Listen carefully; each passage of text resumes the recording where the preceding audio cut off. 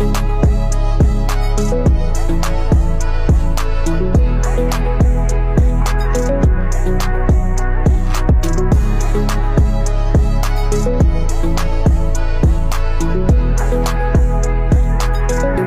មគោរពដល់អាយដាមលោកជំទាវអ្នកអង្គការអលោកស្រីដែលកំពុងតែតាមដានเพจសមាគមគ្រួសារភ័ព្វគុល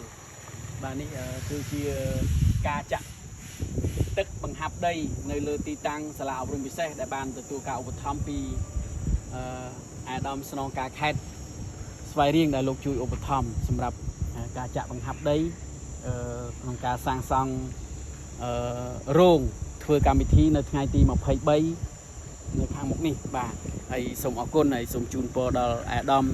ព្រមទាំងភរិយានិងក្រុមការងារទាំងអស់សូមឲ្យមានសុខភាពល្អហើយសូមជម្រាបទៅដល់លោកស្រីបន្ថែមផងដែរថា